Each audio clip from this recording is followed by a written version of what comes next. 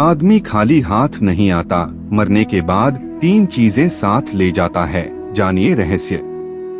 सब कहते हैं कि मरने के बाद कुछ भी साथ नहीं जाता है, सब यहीं का यहीं धरा रह जाता है। आदमी खाली हाथ आया था और खाली हाथ चला जाता है, लेकिन यह सत्य नहीं है। दुनिया में ऐसी कई बातें हैं, लेकिन वह सत्य नहीं है। आओ जानते हैं कि आदमी जन्म लेता है तो क्या साथ लाता, और जब वह मर जाता है तो क्या साथ ले जाता है। हिंदू धर्म कहता है कि व्यक्ति जो साथ लाया था वह तो साथ ले ही जाएगा, साथ ही वह भी साथ ले जाएगा जो उसने इस जन्म में अर्जित किया है। क्या साथ लाया था और क्या अर्जित किया है, यह जानना जरूरी है। व्यक्ति जब जन्म लेता है तो अपने साथ 3 चीजें लाता है, 1 संचित कर्म, 2 स्मृति और 3 जागृति। हाँ, एक चौथी चीज भी है और वह है सूक्ष्म शरीर। इसके संबंध में हम बाद में कभी बात करेंगे। वीडियो में आगे बढ़ने से पहले हमारे YouTube चैनल हिंदू ज्ञान संगम को लाइक सब्सक्राइब करें और कमेंट में राधे राधे लिख दे, आपका कल्याण ही कल्याण होगा। 1 क्या है संचित कर्म? हिंदू दर्शन के अनुसार मृत्यु के बाद मात्र यह भौतिक शरीर या देह ही नष्ट होती है, जबकि सूक्ष्म शरीर जन्म जन्मांतरों तक आत्मा के साथ संयुक्त रहता है। यह सूक्ष्म शरीर ही जन्म जन्मांतरों के शुभ संस्कारों का वाहक होता है। संस्कार अर्थात हमने जो भी अच्छे और बुरे कर्म किए हैं वे सभी और हमारी आदतें। ये संस्कार मनुष्य के पूर्व जन्मों से ही नहीं आते, अपितु माता पिता के संस्कार भी रज और वीर्य के माध्यम से उसमें सूक्ष्म शरीर में प्रविष्ट होते हैं, जिससे मनुष्य का व्यक्तित्व इन दोनों से ही प्रभावित होता है। बालक के गर्भधारण की परिस्थितियां भी इन पर प्रभाव डालती हैं। ये कर्म संस्कार ही प्रत्येक जन्म में संग्रहित एकत्र होते चले जाते हैं, जिससे कर्मों अच्छे बुरे दोनों का एक विशाल भंडार बनता जाता है। इसे संचित कर्म कहते हैं। अब जब व्यक्ति मरता है तो इन्हीं संचित कर्मों में इस जन्म के कर्म भी एकत्रित करके ले जाता है।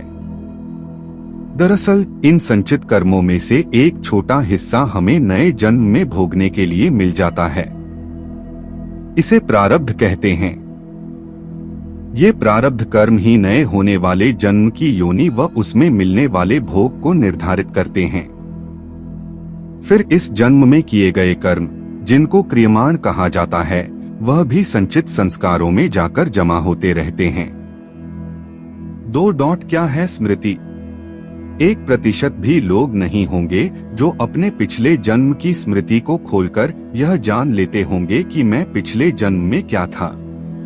प्रत्येक व्यक्ति के पास अपने पिछले और इस जन्म की कुछ खास स्मृतियां संग्रहित रहती हैं। यह मेमोरी कभी भी समाप्त नहीं होती हैं। भगवान श्री कृष्ण गीता में अर्जुन से कहते हैं कि हे अर्जुन, तुझे अपने अगले और पिछले जन्मों की याद नहीं है, लेकिन मुझे अपने लाखों जन्मों की स्मृति है। लाखों वर्ष पूर्व भी तू था और मैं भी था। किस जन्म में तू क्या था यह मैं जानता हूँ, और अगले जन्म में तू क्या होगा यह भी मैं जानता हूँ, क्योंकि मैं तेरे संचित कर्मों की गति भी देख रहा हूँ। अत यह कहना होगा कि जब व्यक्ति जन्म लेता है तो वह अपने पिछले जन्म की स्मृतियां साथ लाता है, लेकिन वह धीरे धीरे उन्हें भूलता जाता है। भूलने का अर्थ यह नहीं कि वे स्मृतियां सदा के लिए मिट गए। वे अभी भी आपकी हार्ड डिस्क में है, लेकिन वह रेन से हट गई है, डी में कहीं सुरक्षित रखी है। इसी तरह जब व्यक्ति मरता है तो वह इस जन्म की भी स्मृतियां बटोरकर साथ ले जाता है। 3 जागृति क्या है? यह विषय थोड़ा कठिन है।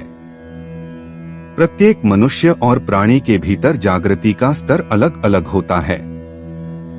यह उसकी जीवन शैली, संवेदना और सोच पर निर्भर करता है। उदाहरण के लिए हम समझ सकते हैं कि एक कुत्ता मनुष्य कम जागृत है, जैसे एक शराबी व्यक्ति होता है। आप में बेहोशी का स्तर ज्यादा है तो आप भावना और विचारों के वश में रहकर ही जीवन यापन करेंगे। अर्थात आपके जीवन में भोग, संभोग और भावना ही महत्वपूर्ण होगी। आप इसे इस तरह समझें कि आप में और पशुओं में क्या खास फर्क है। आप कपड़े पहनते हैं और थोड़ा बहुत सोचते हैं, लेकिन आप में वही सारी प्रवृत्तियां हैं जो कि एक पशु में होती है। जैसे ईर्ष्या, क्रोध, काम, भूख, लालच, मद आदि सभी तरह की प्राथमिक प्रवृत्तियां। प्राणियों को प्राणी इसलिए कहते हैं कि वह प्राण के स्तर पर भी जीते और मर जाते हैं।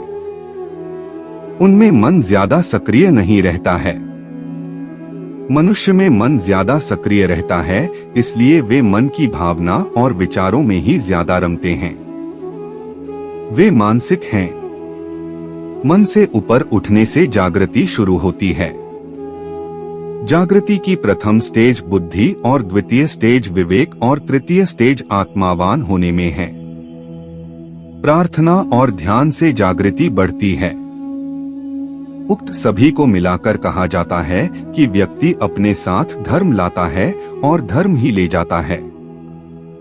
शास्त्र लिखते हैं कि मृतं शरीर मुत्सृज्य काष्ठलोष्टस्मञ्जना मुहूर्तमिव रोदित्वा ततो यान्ति परामुखा तैस्तच्छरी मुत्सृष्टं धर्म एकोनुगच्छति तस्मात् धर्म सहायश्च सेवितव्य सदा नृभिः। इसका सरल और व्यावहारिक अर्थ यही है कि मृत्यु होने पर व्यक्ति के सगे संबंधी भी उसकी मृत देह से कुछ समय में ही मोह या भावना छोड़ देते हैं और अंतिम संस्कार कर चले जाते हैं। किंतु इस समय भी मात्र धर्म ही ऐसा साथी होता है जो उसके साथ जाता है। आज के लिए बस इतना ही। मिलते हैं न्यू वीडियो पर। जय हिंद, जय भारत।